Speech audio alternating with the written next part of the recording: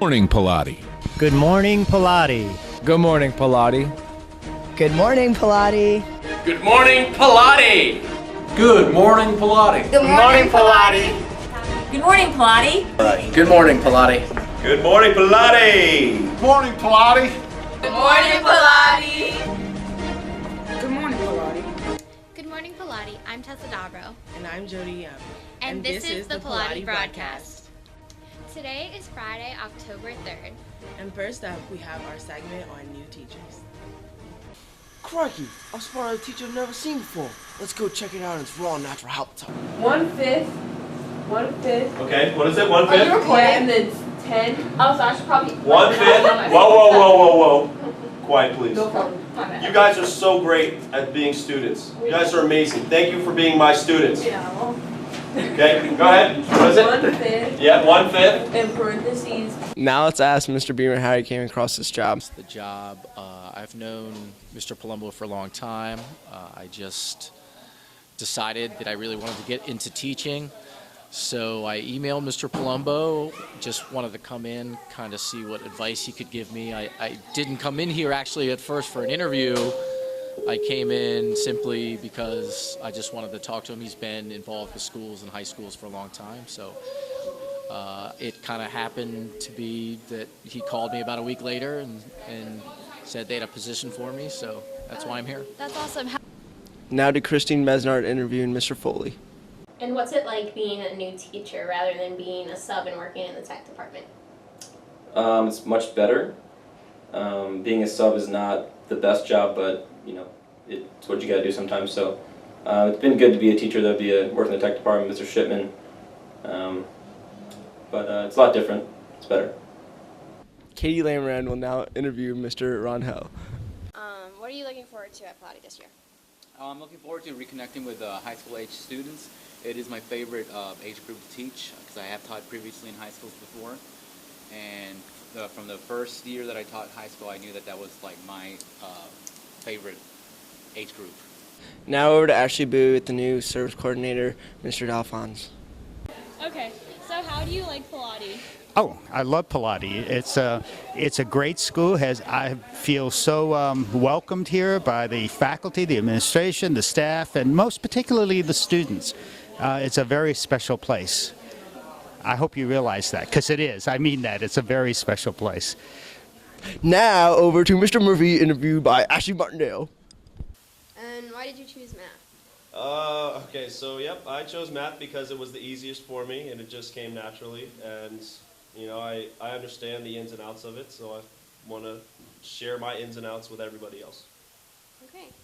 Now Victoria Cassidy Ridgway interviews Mr. Ream. Mr. Ream, what is it like working with someone that you used to teach? Fantastic. It's so much fun to see how far they've come from being a student and then coming back to the school that they wanted to work at since they've been a student here. It's just so much fun. I get to work with now one of my friends, and I love it. It's like I said, it's nice to see how much they've grown and become a teacher based on what they've learned in school. Okay, thank you. You're welcome.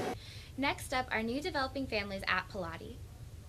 Babies, marriage, and more, Pallotti staff has undergone many changes this past year, starting with the birth of Andrew Ream. How did you choose Andy's name?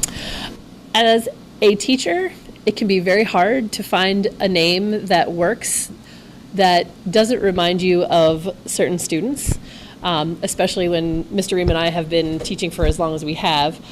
So Andrew just happened to be a name that we both liked and didn't remind us of anybody that we didn't like. His middle name is Joseph, and that's named after my father. So, Ms. Green, what's Andy's latest milestone? His latest milestone is kind of two things. He's getting more teeth. For a 14-month-old, he now is getting his 12th tooth, which is apparently exceeding normal expectations. The other thing is he started saying Mickey Mouse, which makes every Ream proud. New teacher Coach Ian has also experienced the birth of a new child. When and where was she born? She was born at Prince George's County Hospital, May 1st, 2014. Her name is Cheyenne. I have Native American in my blood. Cheyenne is a Native American tribe, and that's how I came up with the name. 2 Pilates teachers have also gotten married over the summer. To plan a wedding during the school year. For me, it actually wasn't so bad since we had a ton of help from family members. Her brother-in-law was actually our wedding planner. I just got to do the fun stuff, like food tasting and cake tasting. How did you guys meet? Well, we actually tell people we literally had chemistry together in college. How has this change impacted your life? I guess it hasn't really had a huge impact on my life. My boyfriend and I or my husband now, I guess, had been together for a long time. So probably the biggest change is I have to get used to saying my husband and to remembering that my name is Mrs. McNally now and not Mrs. McAllen. What was your favorite part of your wedding? I thought it was a great day from the start to the finish, but the best part was probably the dancing and the party after, where we had these Irish dancers come to do a little performance, and then they taught us some dance moves. So that was really cool and something that I think the guests liked as well. Now over to Mrs. Rhodes, who's expecting her first child. It's a girl! What do you think will be the most challenging? Well, she's going to be the boss for a little while from what I've heard and from my nieces and nephews, so I think just dealing with a crying baby at 3 in the morning probably is going to be the biggest adjustment. And lastly, we have an update on the men's and women's varsity soccer team. The women's and men's varsity soccer teams really kicked it off this season. Coach Rose and Coach Sherman have put in a lot of time in training the players to do the best of their abilities. I'm here with Miss Rose, head varsity girls soccer coach.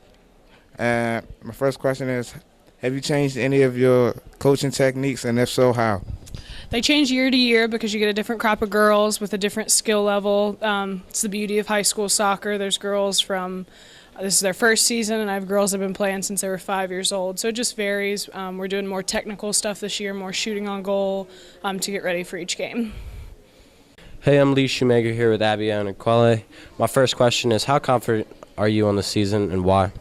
I'm pretty confident about this season because we have a few more girls that know how to play, know how to position themselves, and have better skills.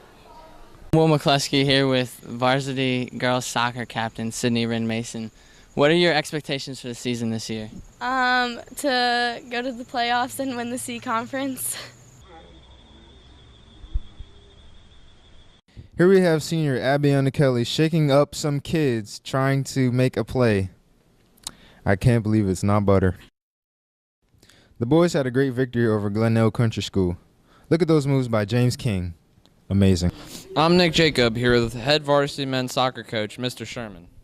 Mr. Sherman, how's the conference shaping up this year? Well, Nick, that's a very good question. The conference is going to be tough as always. Mount Carmel actually made it to the championship last year, and they return all 10 starters, or actually 10 starters out of 11. So they're actually doing very well this year. They're going to be very tough to beat.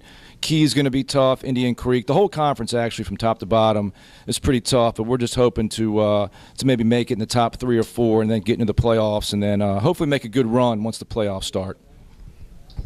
Very wise, thank you. Hi, this is Shala Adekoya with Cesar Diaz.